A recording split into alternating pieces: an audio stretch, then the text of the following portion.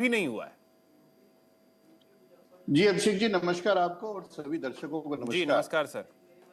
देखिए, हम लोग शुरू से कहते हैं कि जो ये इंडी गठबंधन है, ये सत्ता के लालच में और एंटी मोदी विजन के हिसाब से बना है। देश के प्रति इस विजन की कोई सोच नहीं है, कोई विचारधारा नहीं है, इनका कोई एक सिंगल लीडर नहीं है। सिर्फ और सिर्फ किसी ना किसी तरीके से एन प्रकीन सत्ता को हासिल किया जाए, और जब आदमी सत्ता की लड़ाई लड़ता है तो देश को पीछे छोड़ देता है, गठबंधन को पीछे छोड़ देता है।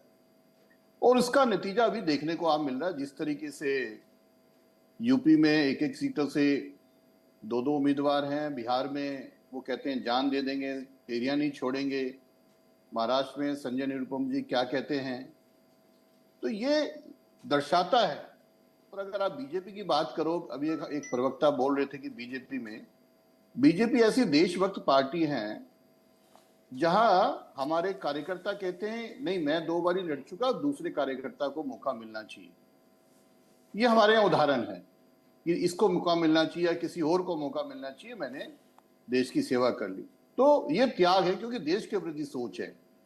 जहां तक आपने महाराष्ट्र की बात करी, देखिए अभी 400 से ऊपर हमारी सीटों की घोषणा हो चुकी है और 7 फेज में चुनाव है। ऑलमोस्ट 5th फेज तक की घोषणा हो चुकी है, कुछ एक आधा छोड़ के। और आपको लगेगा कि मार्च एंड तक सभी सीटों की घोषणा हो जाएगी। तो यही सेम चीज तो आईएनडीआई अलायंस भी कर रहा है। यही सेम चीज तो आईएनडीआई अलायंस भी कर रहा है। पहले फेज का उनका सारा क्लियर है, दूसरे फेज का भी ऑलमोस्ट क्लियर है, तो फेज वाइज वो भी तो आगे बढ़ रहे हैं। देखिए, गठबंधन का नियम क्या होता है?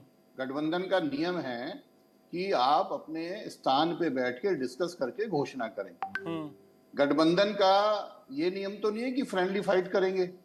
गठबंधन का ये नियम नहीं है कि संजय निरुपम आरोप लगाएंगे। गठबंधन का ये नियम नहीं है कि पप्पू यादव शरेआम ताल ठोकेंगे। इसका मतलब वो गठबंधन से नहीं बंधे हुए, वो सत्ता के लालच से बंधे हुए। तो इस तरीके से तो क्या लालच है ये भी तो बताते हैं गुप्ता जी। क्या है, ईश्वरप्पा जी कांग्रेस के नेता हैं क्या? ये भी तो बताते हैं। मैंने तो बाकायदा नाम लेकर बताया है, ईश्वरप्पा का, सदानंद गौड़ा का। अगर आप और कहें तो मैं और भी नाम बता सकता हूं, उनका भी बताते कृपा करके।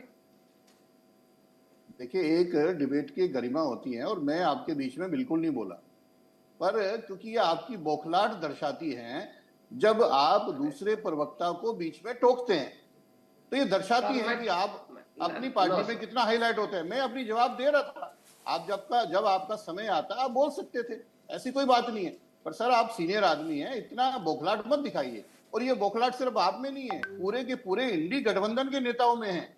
जब उनको कुछ नहीं मिलता तो वो झूठ बोलना शुरू कर देते हैं, दूसरे को टोकना शुरू कर देते हैं।